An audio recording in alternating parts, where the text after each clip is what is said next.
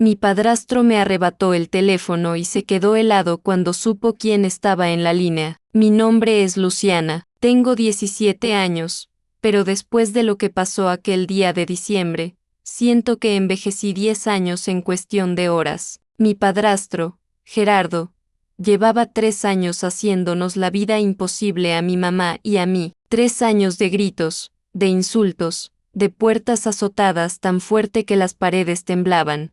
3 años de caminar de puntitas en nuestra propia casa, tratando de no provocarlo, tratando de ser invisibles. Mi mamá lo conoció cuando yo tenía 14. Ella acababa de divorciarse de mi papá, estaba sola, asustada, y Gerardo apareció como el príncipe azul. Era encantador, generoso, atento, le regalaba flores, la llevaba a cenar, nos invitaba al cine los domingos. Yo estaba feliz de ver a mi mamá sonreír otra vez. La boda fue 6 meses después, y la máscara cayó aproximadamente 6 meses después de eso. Gerardo no era un príncipe, era un monstruo disfrazado de hombre normal. No nos golpeaba, era demasiado inteligente para eso. Los golpes dejan marcas, evidencia, testigos. En lugar de eso, usaba palabras que cortaban más profundo que cualquier puño. Nos decía que éramos estúpidas,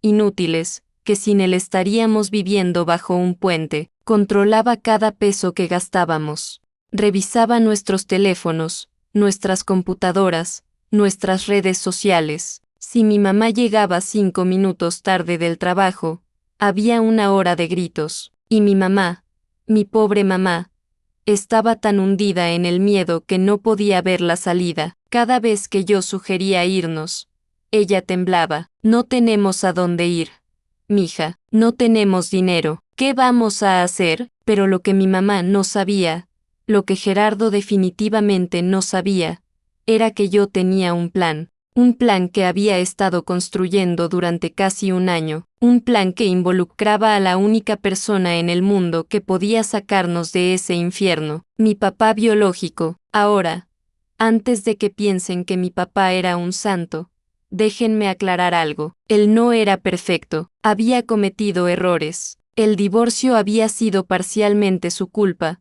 Me enteré después de que el estrés de su trabajo lo había cambiado, lo había vuelto distante y frío, pero nunca, jamás, nos había levantado la voz. Nunca nos había hecho sentir pequeñas. Después del divorcio, mi mamá había logrado una orden de restricción contra él, no porque fuera peligroso, sino porque Gerardo la convenció de hacerlo. Gerardo, quien ya estaba manipulándola antes de que se casaran, le llenó la cabeza de miedos inventados, de historias falsas, hasta que ella creyó que mi papá era el enemigo. Yo no había visto a mi padre en casi 3 años. No sabía dónde vivía, qué hacía, si seguía pensando en mí. La orden de restricción prohibía todo contacto, pero la Internet es una herramienta poderosa para una adolescente determinada. Lo encontré después de meses de búsqueda. Vivía en Monterrey ahora. Había empezado una nueva vida,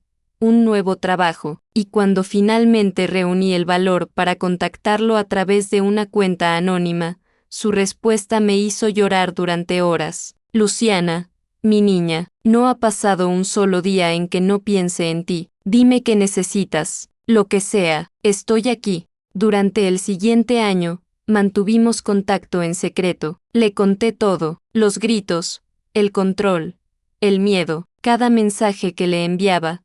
Lo borraba inmediatamente. Cada llamada la hacía desde teléfonos prestados de amigas. Gerardo revisaba mi celular todos los días, pero yo era más lista que él. Mi papá quería venir de inmediato, quería llevarnos con él, pero las cosas no eran tan simples. La orden de restricción seguía activa. Si aparecía en nuestra casa, Gerardo llamaría a la policía, iría a la cárcel. Necesitamos pruebas, me dijo mi papá. Necesitamos documentar todo lo que hace, y necesitamos un abogado que pueda romper esa orden de restricción y probar que fue obtenida con información falsa. Así que eso hicimos. Empecé a grabar en secreto. Escondía mi celular en mi mochila durante las cenas, captando cada insulto, cada amenaza velada. Guardaba capturas de pantalla de los mensajes de texto donde Gerardo nos prohibía salir de la casa sin su permiso. Documenté cada moretón que mi mamá se hacía accidentalmente cuando él la empujaba contra las paredes. Y mi papá, desde Monterrey, contrató al mejor abogado familiar que el dinero podía comprar. Todo estaba listo para enero. El abogado presentaría los documentos para anular la orden de restricción. Mis grabaciones servirían como evidencia de ambiente de abuso psicológico. Tendríamos una oportunidad real de escapar. Pero Gerardo lo arruinó todo 3 semanas antes de tiempo. Era 15 de diciembre, la cena de Nochebuena de su empresa, a la que mi mamá y yo estábamos obligadas a asistir. Gerardo quería mostrarnos como su familia perfecta, la esposa obediente, la hija educada, su fachada ante el mundo. Yo estaba en mi cuarto, terminando de arreglarme, cuando mi teléfono sonó. Era mi papá. Habíamos quedado de hablar esa noche porque él iba a viajar a la Ciudad de México al día siguiente para reunirse con el abogado. Hola, papi, contesté en voz baja, asegurándome de que la puerta estuviera cerrada. Hola, mi amor, ¿cómo estás? ¿Cómo está tu mamá? Estamos bien, nerviosas por la cena. Pero bien, ¿ya tienes el vuelo? Sí. Llego mañana a las 10 de la mañana. El abogado me recoge en el aeropuerto y vamos directo al juzgado. Si todo sale bien, para el 20 de diciembre podrías estar en Monterrey conmigo. Sentí las lágrimas acumularse en mis ojos. Después de 3 años, finalmente había esperanza. No puedo esperar.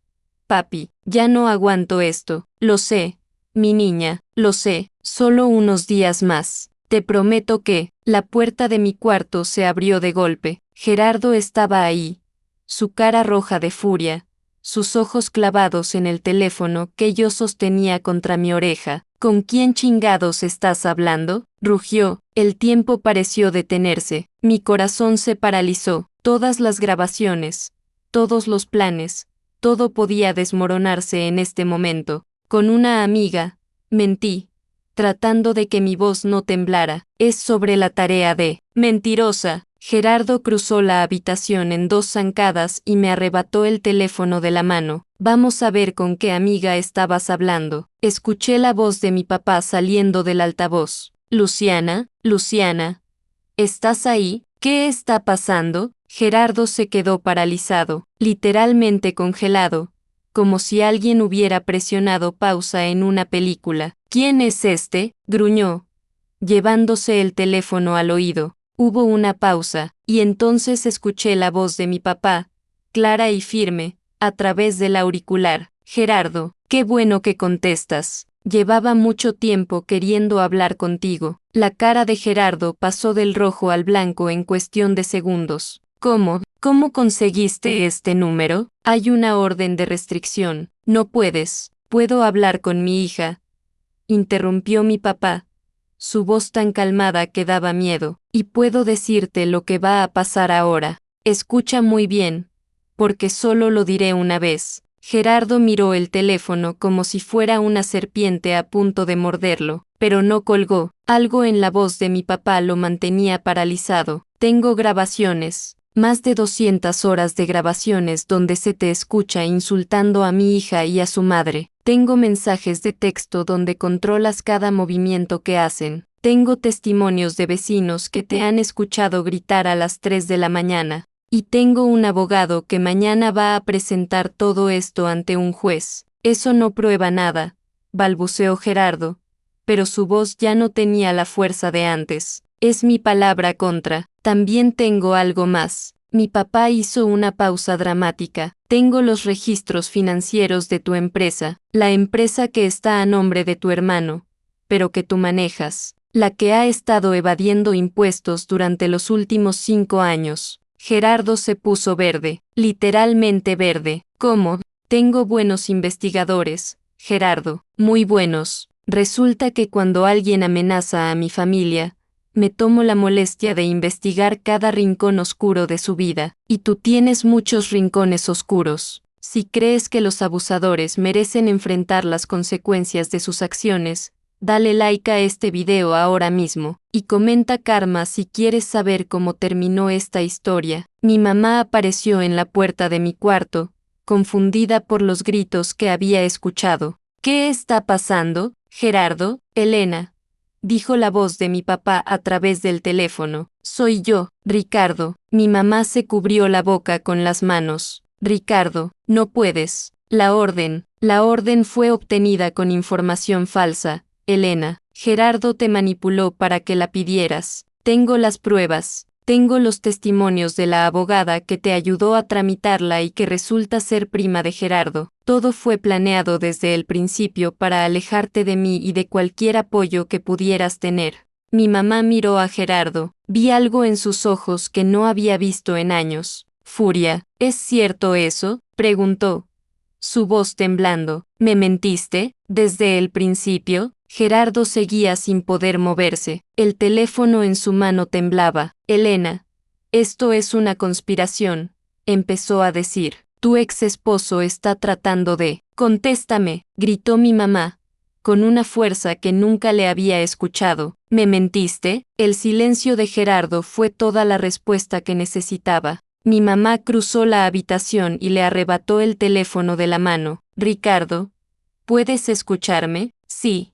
Elena, te escucho. ¿Es verdad lo que dijiste? ¿Tienes las pruebas? Tengo todo, y tengo un lugar seguro para ti y para Luciana en Monterrey. Esta noche, si quieren. Mi mamá miró a Gerardo, miró las paredes de la casa que había sido nuestra prisión durante 3 años. Y entonces hizo algo que nunca pensé que la vería hacer. Luciana, dijo, su voz firme, ve a tu cuarto, empaca una maleta, solo lo esencial. Elena, Gerardo finalmente encontró su voz. ¿Estás loca? No puedes simplemente. Cállate. Mi mamá lo dijo con tanta autoridad que Gerardo cerró la boca. 3 años. 3 años dejé que me trataras como basura. 3 años dejé que le hablaras a mi hija como si no valiera nada. Se acabó. Si te vas, no tienes nada, amenazó Gerardo, recuperando algo de su veneno. Esta casa está a mi nombre, los carros están a mi nombre. No tienes trabajo, no tienes. Tiene familia, interrumpió mi papá desde el teléfono. Tiene una hija que la ama, y tiene a alguien que nunca dejó de amarla, aunque lo alejaran por la fuerza. Eso es más de lo que tú tendrás cuando esto termine, Gerardo. Empaqué mi maleta en menos de 10 minutos. Mi mamá hizo lo mismo. Gerardo nos seguía por la casa, alternando entre amenazas y súplicas, pero ninguna de las dos le prestamos atención. Cuando salimos por la puerta principal, un carro nos esperaba afuera. El abogado de mi papá había enviado a alguien para recogernos. Mi papá había planeado esto como contingencia, en caso de que las cosas se aceleraran antes de tiempo. Van a pagar por esto, gritó Gerardo desde la puerta. Voy a destruirlos. Tengo contactos. Tengo. El carro arrancó antes de que pudiera terminar su amenaza. En el camino al aeropuerto, mi mamá lloró, pero no eran lágrimas de tristeza, eran lágrimas de alivio, de liberación, de una prisión que finalmente se había abierto. ¿Por qué no me dijiste?, me preguntó, tomando mi mano. ¿Por qué no me contaste que estabas hablando con tu papá? Tenía miedo de que le dijeras a Gerardo, admití. Tenía miedo de que él lo arruinara todo. Mi mamá cerró los ojos. 3 años. Dios mío, Luciana, 3 años perdidos. No están perdidos, mamá. Estamos aquí, estamos saliendo. Eso es lo único que importa. El vuelo a Monterrey salió a la medianoche. Cuando aterrizamos, mi papá nos esperaba en la puerta de llegadas. No dijo nada, solo nos abrazó, los 3, juntos, por primera vez en 3 años. Las semanas siguientes fueron un torbellino de abogados, declaraciones y audiencias. Las pruebas eran irrefutables. Las grabaciones, los mensajes, los testimonios. La orden de restricción fue anulada. La custodia fue modificada. Y Gerardo, bueno, Gerardo enfrentó más que solo la pérdida de su familia perfecta. Las pruebas de evasión fiscal que mi papá había encontrado fueron enviadas al SAT. Su empresa fue investigada. Su hermano, el dueño oficial, lo demandó por haberlo involucrado en fraude sin su conocimiento. Los socios comerciales se distanciaron, los amigos desaparecieron. La última vez que supe de él, estaba enfrentando cargos criminales y viviendo en un departamento rentado en las afueras de Toluca, solo, sin la máscara de hombre exitoso que había usado durante tantos años. Hoy, 2 años después, vivo en Monterrey con mis papás. Sí, mis papás, mi mamá y mi papá decidieron darse otra oportunidad. No fue fácil, hubo terapia, conversaciones difíciles, lágrimas, pero el amor que habían tenido nunca desapareció realmente, solo había sido enterrado bajo mentiras y manipulación. Estoy terminando la preparatoria, tengo planes de estudiar psicología, especializarme en víctimas de abuso doméstico. Quiero ayudar a otras personas que están atrapadas como estuvimos nosotras. Quiero ser la voz que ellos necesitan escuchar. Y cada vez que veo a mis papás juntos, cada vez que escucho sus risas llenar nuestra nueva casa, pienso en aquel día de diciembre, el día en que Gerardo me arrebató el teléfono pensando que había descubierto un secreto que podía usar en nuestra contra. No sabía que ese teléfono era la llave de nuestra liberación. No sabía que la persona en la línea tenía el poder de destruir todo lo que él había construido. Y no sabía que, al final, los monstruos siempre pierden. Si esta historia te tocó el corazón, dale like y compártela. Hay muchas personas ahí afuera viviendo situaciones similares, y necesitan saber que hay esperanza, que hay salida, que no están solas. Si crees que la familia verdadera es la que te ama y te protege, no la que te controla, suscríbete a este canal. Y si alguna vez escapaste de una situación de abuso, o conoces a alguien que lo hizo, comenta libre abajo. Celebremos juntos esas victorias. Cuídense mucho, y recuerden, el miedo es temporal, la libertad es para siempre. Luciana fuera.